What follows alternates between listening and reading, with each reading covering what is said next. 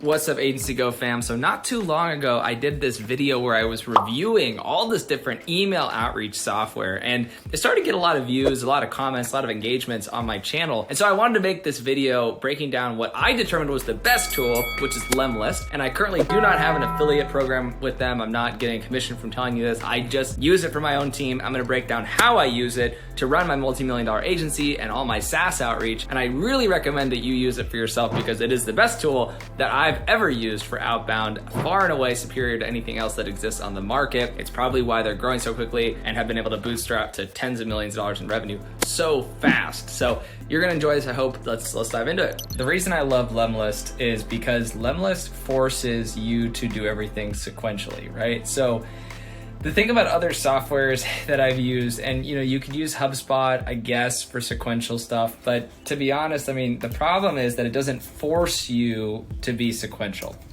And I'll show you what I mean by this, right? With Close, for instance, which I use, and I don't have a problem with Close necessarily, I just don't think it's as good as Lemlist, right? And there's a really specific reason for this. Close, for instance, has all of these different tasks which you can have in your inbox. And I, as a user, I barely ever do anything with these tasks because they're just so overwhelming and they just pile up and pile up and pile up.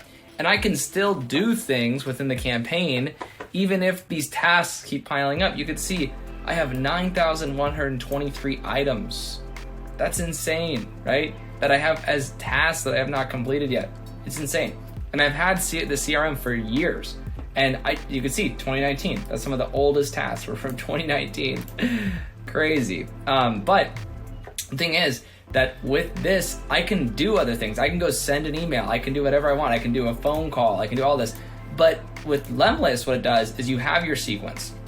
And each sequence has different steps. So for instance, when I get a lead through my website, we call them and we see if we can set an appointment, right? And if they don't want an appointment, then we just move on, right? We just remove them from the sequence. But at the end of the day, what we do is this forces the sequence to happen. So like every time somebody comes in that's new, then we basically go through the tasks, and inside the task list, you have all these people, right, that are listed here. And you have to mark each one of these tasks as done for the next step to occur.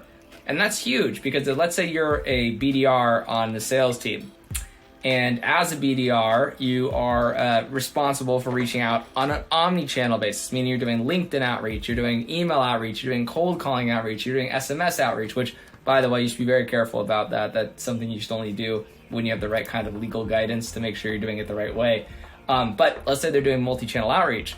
You need to make sure that when they're doing this, that they're doing it sequentially and they're not going out of order, or they're sending messages to people that already received a message, and all this stuff that can just complicate a campaign.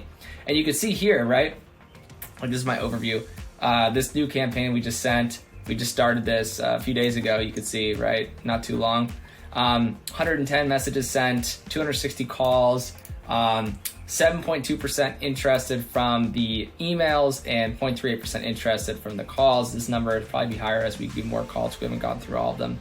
But the idea is that everything is in one place with the reporting as well. It aggregates all the reporting functions. And then it also shows me the activities for every single person, right? Which is really interesting. It shows me the health score of, let's say, my emails, right? So you can see like whenever an email bounces, you can see LinkedIn health as well. So like whenever the extension fails, then it will basically fail on here.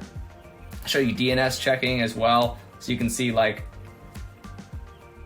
all good, which is just so helpful because all this stuff takes so much time to get set up, right? You can see I have good scores on all of this, right? And you can also warm up your email address as well, which is really cool.